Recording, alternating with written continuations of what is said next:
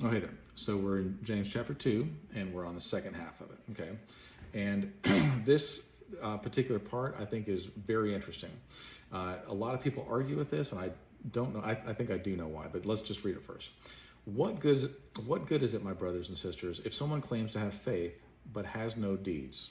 Okay, now there's a lot of argument about this. Can such faith save them? Suppose a brother or sister is without clothes and daily food. If one of you says to them, "Go in peace, keep warm, and be well fed," but does nothing about their physical needs, what good is it? In the same way, faith by itself, if it is not accompanied by action, is dead. But some will say, "You have faith, I have deeds." Show me your faith without deeds, and I will show you my faith by my deeds. You believe that there is one God. Good. Even the demons believe that and shudder. You foolish person, do you want evidence that faith without deeds is useless? Was not our father Abraham considered righteous for what he did when he offered his son Isaac on the altar? You see that his faith and his actions were working together, and his faith was made complete by what he did. And the scripture was fulfilled that said, Abraham believed God, and it was credited to him as righteousness, and he was called God's friend. You see that a person is considered righteous by what they do, and not by faith alone. In the same way, was not even Rahab the prostitute considered righteous for what she did when she gave lodging to the spies and sent them off in a different direction. As the body without the spirit is dead, so faith without deeds is dead. I'm going to read that again. As the body without the spirit is dead, so faith without deeds is dead. And here's another couple key things here. You say you believe in God. You say that you believe there's one God. Good. Even the demons believe that and shudder.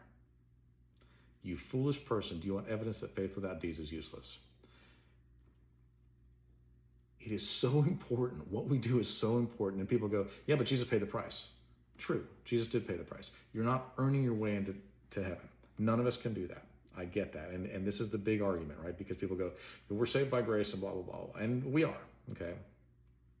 But this clearly says faith without works is dead. If you say, I've got faith and you have no works to go with it, maybe you don't actually have any faith. Maybe you are a hypocrite. Maybe you say one thing and you do another thing. And those are the only people that Jesus criticized in his ministry here on earth, was hypocrites and Pharisees. And if you don't think that they're everywhere today, just like they were back then, you are wrong. But the thing is, I don't want to be one of those people. And I don't think you want to be one of those people. And the problem is that we just keep on repeating the same things and we don't think it through, because this clearly says that what we do matters. It clearly says that faith without works is dead. Your works aren't what saves you. But the faith that you go, look, to me, okay, I'm going to tell you from my point of view personally. When I look at what God has done for me, how could I not do something for somebody else? My way to show gratitude for what he has done for me is to go to other people. He says this. He says, whatever you've done to the least of these, that you've done for me. And so if I'm mean to people, even to the least of these, even to the waiters and the janitors, if I'm mean to my employees or what have you, and, these are all things that I've done personally too, I'm also being mean to Jesus.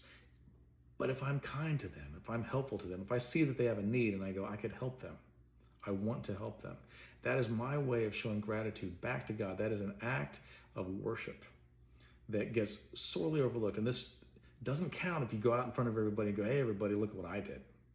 I heard about a tobacco company. They spent $100,000 doing some good deed. And they spent $10 million talking about it, promoting it to everybody, look at what we did. But the Bible clearly says, you have your reward. If you do that, you have your reward.